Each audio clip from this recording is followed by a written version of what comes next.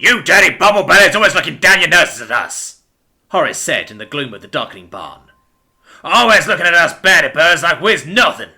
Like we ain't fit for being round civilized folks. You was never neighborly. You treated us like trash the wind swept in your yard. But we ain't trash. We ain't trash. And you got no right to do what you did. Oh, asked Billy Bumblebelly.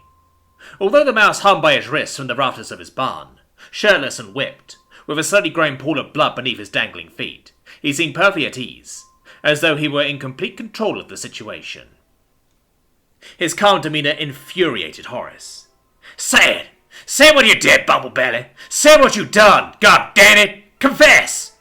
Okay, Billy said amicably. I confess. I killed your boy.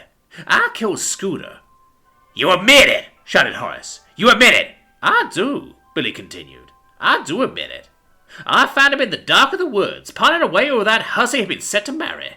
Saw him shedding tears and bawling his sweet little heart out. And it was a sweet heart, Horace, it was. Know how I know? Because when I was done pinning away at him, when I slaked my lust for his screams, when he had not the breath remaining to so much as gurgle a final plea for mercy, I dug that beating heart out of his chest and ate it beneath the light of the moon. You, Horace whispered. Horace, it was delicious. You batty bird bog slurp has got some flavor on you, boy. Ha ha ha! Horace began whipping him again, his blows made frenzied by the mockery in Billy's laughter. Why you done it? Why you done it? Why you done it? He screeched madly. That was when Billy stopped laughing. You dare ask me why, Horace Batty Bear? You dare ask me why? Horace trembled at the sight of that red-eyed gaze. Scotty looked at his father in confusion. Daddy, what do you mean? What's this crazy mouse talking about? Yeah, Scotty, that's good, that's good. Ask him. Ask him what he's done to my wife and my oldest girl, encouraged Billy. What? Daddy, what does he mean? Scooter had nothing to do with this, Horace shouted. All who share your blood share your guilt, smiled the crazed Billy Bumblebelly. None of you shall be spared. Why, to even so much as love a Batty Burr is a betrayal of what's right. Why do you think I had to take my blade at poor Miss Lydia? Because she was irrevocably tainted by the affection she shared with your bastard boy. It was treachery. Daddy, what did you do? Moaned poor Scotty. He killed my wife and he killed my child.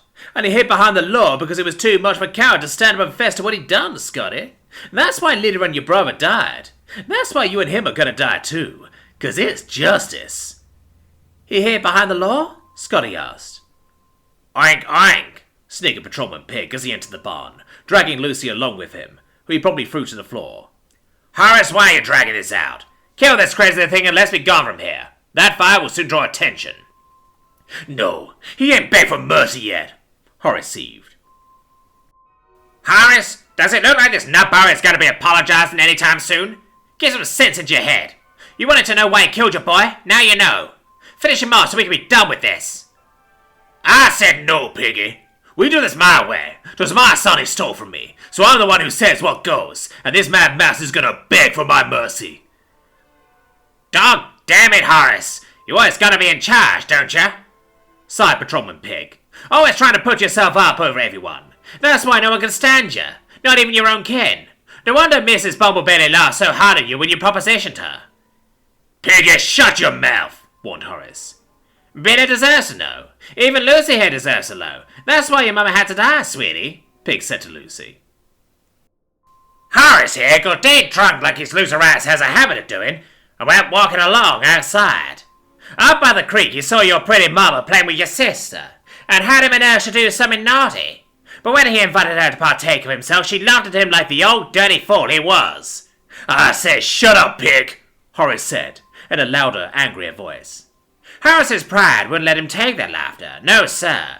So he grabbed your ma and drowned her in the waters of that creek. Them same waters you like to play in, little Lucy. And when your sister tried to run away, he chased her down and did the same thing to her. Patrolman Pig shook his head sadly at the foolishness of it all. Now, technically, I didn't do nothing except cover it up.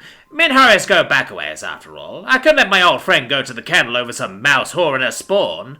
So I reported it as an accident and made sure that story stuck. No, said Lucy, as she wildly shook her head. This can't be so. It can't. All of you are murders. Ah, hell, Moscow. Don't say that like it's a bad thing.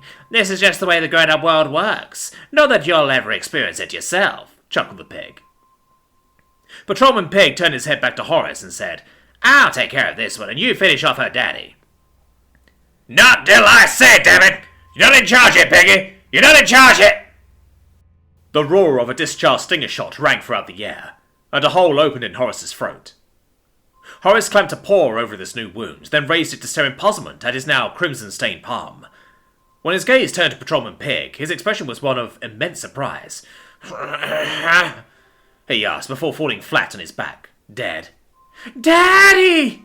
Shrieked Scotty, who ran to embrace his suddenly deceased father. I was getting sick of you bossing me around anyway, Badger, the pig said with a sneer. He wasn't yours to take! Roared Billy Bumblebelly. Filthy pig, he was mine! He was mine! He was mine! 3 more shots rang out and tore through Billy's body. He jerked and spasmed as each awful impact tore away at his flesh. Then he too hung still, now quite dead. No, that was yours to take, you dumb bastard, hissed Patrolman Pig. Oh, I'm good and tired of people blabbing their mouths and telling me what to do. Next fool runs their gums, they get a stinger in the face, you hear me? Golly! All this damn drama! All this doggone drama! If you don't want to see dramatic things, you should never have joined the force, barked an angry voice from behind him. Chief! Chief, is that you? Asked the pig. Drop that BB gun, patrolman! Drop it or I'll bury you like a bone in the backyard! Commanded Detective Dashland. Chief, you don't understand. You got it all wrong. My nose doesn't get much wrong, pig. We Dashlands are hunting dogs. I smelled your stink all over poor Kara's body. Your friends in high places ain't getting you out of this one, Curly Sue. Chief, I said you got it wrong. A cop killer like you is gonna have a rough time in the kennel, but it won't stop there, murderer. I'll see to it that one day they'll put you to sleep, like the bad, bad piggy you are. I ain't going to no kennel. Ain't no one putting this pig to sleep, Patrolman Pig shouted angrily. That's fine by me, Porky. I'll happily put a stinger in your fat ass. Keep that stinger in your hand and let's see who's faster. Or even give you a count. You ready? 1, 2, 3. Free, said a horrible dry voice. Between Detective Darshund and Patrolman Pig bounced Scotty's head, ripped cleanly from his body. It bounced 2 times and came to a stop at Pig's feet. What in the name of the hot spot? Patrolman Pig said. And then Billy Bumblebelly was on him. Faster than he could think, blink or scream, Billy's claws were in Pig's mouth, getting a firm grip on his tongue. You spoke a lot of cruel words today, Officer Piggy, but now you'll never speak another word ever again. And then the air was filled with this horrid scorching sound of wet flesh being ripped free. Swear! Swear! Squealed the pig, as his blood ran freely down his mouth, gushing red liquid like a broken faucet. He dropped his weapon and desperately tried to stem the bleeding. Then Billy's paws gripped the side of his head and began to press inward with unrelenting force. They're waiting for you down below, Piggy. Oh, I now have such sights to show you. Say hello for me, Billy said. Then he crushed Patrolman Pig's head into mushy pulp. After letting the body drop, he slowly licked his fingers and ran them all across his face. But Papa, I thought you was bubbling dead, cried Lucy. She began to run to her father's waiting arms, but was suddenly cut off by the detective, who regarded Billy with a deep growl. What have you done to yourself, Billy Bumblebelly? He asked. I did what any grieving family man would, said the thing that was once Billy Bumblebelly. I went into the deepest, darkest parts of the woods, the places where we don't go anymore, the places we dread to even remember. I went there with my heart so filled with helpless grief, and I found a voice in that dark place. A voice that told me what happened to my family, and how I could have my vengeance. Billy, you craze for. There's always a price to be paid for such power.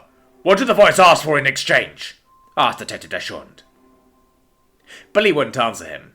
He refused to meet the Dashund's stern gaze, but he did stare meaningfully at the weeping face of his daughter. Detective Dashund was disgusted. You rabid dog! With your own daughter, Billy? Your own doggone daughter? Papa? Whispered Lucy. You wouldn't have felt a thing, sweetie, I swear it. You wouldn't have felt a thing. You'd be in heaven with our family, and we would have all been avenged. I was prepared to send you to them when that bumble-blasted Max the Axe came crashing down and hit my head before I could deliver the blow. But the Dark Ones were still kind to me. They still grant me their power. But if I want to continue my quest to cleanse Honeydew Meadow, I must seal my end of the bargain. Papa? I'm sorry, sweetie, but it won't hurt. You'll just feel a slight pinch, and then you'll be in paradise. Detective Dashun was on him the instant he tried to touch the girl. Although Dashuns were a small breed, they were still proud descendants of the terrier line. And there wasn't a dog alive with terrier genes who let a mouse push him around, even if he were an undead, psychopathic, demon-worshipping serial killer. But Billy's strength was being fed to him from the dark places of the world, and it was inexorable. Try as the Dashund might, he couldn't overcome that foul power. With relentless savagery, he was lifted into a fierce bear hug, one that squeezed and squeezed until something went pop. I'm so sorry, Lucy. It's a typical weakness of my breed. We Dashuns are notorious for our bad backs. Oh, Detective, you have to get away, wept Lucy. It's too late for me, but not for you. Go get help or I hold him off. I won't show my belly to this animal. Papa, stop. Please, Papa, stop this. Stop this, stop this, Lucy begged. But the maniacal thing that was once her father refused to be silent.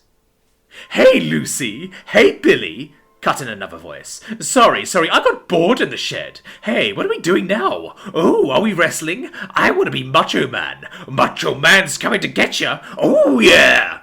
Oh. Hey, I didn't do this. I didn't do any of this. It was Max. Max! Yelled Lucy as she ran to me. Hey, seriously, it wasn't me. I didn't kill anybody. I didn't even mean to do in that owl. It was just flying overhead when I was practicing my takeoff. I've been good, I cried. Max, please, stop my dad. He's gone rabid. Wait, what? Billy did all of this? Damn, Billy! In response, Billy threw aside the cute little puppy in the trench coat that I wanted to run over and play with and give scritches and berry wobs too, and gave me a sinister look. There you are, Max. Just in time to take all the blame. What? I asked. When I tell them it was an outsider who killed everyone here, they'll believe me. We Bumblebellies have been good, honest folk living peacefully here in Honeydew Meadow for 10 generations. Ain't no one gonna doubt my word. I'm so grateful for you, Max. A more perfect patsy I could never imagine. Now come here, come to my arms, and let me end you. Libby? I called. Hey, Libby, is Billy crazy? Hello, Max. Congratulations on your new name. Thank you. Which definition of crazy are you currently seeking? The most appropriate one for our current situation. Understood. Scanning. Yes, Billy is crazy. Out of his gourd. Batshit fucking bay-nay-nays. Because he's a spree-killing nutjob? No, because he's picking a fight with a divine weapon. Oh, okay, thank you, Libby, I appreciate that. Hey, I also appreciate you. Thanks for your help. No trouble at all, Max. I turned back to Billy. Hey, Billy, sorry, I just did a quick consultation. Hey, man, I really don't like your odds here, and I feel like it would be in your best interest to back down before this situation escalates, okay? I mean, I'm not telling you what to do here. We're both grown-ups, and we can make our own decisions. But in all seriousness, it wouldn't turn out well if you... Well done, Billy! Billy ran at me, screaming like a banshee, doing this weird glowing red eye thing, while baring his blood-drenched fangs at me. I mean, it was dramatic. I don't want to go into too much detail about what happened next, because, sadly, his little girl was in the room, and she saw everything that happened. But I had to protect myself, right? I mean, I was the one being attacked. So yeah, I basically turned old Billy into a bunch of meaty nonsense.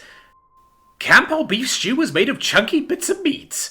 And now Billy Bumblebelly was too. Wow, look at her. Lucy's sitting on the ground, kind of staring blankly into space right now. But hey, kids bounce back, right? They have all those fresh stem cells and stuff, don't they? She'll recover from what she saw today.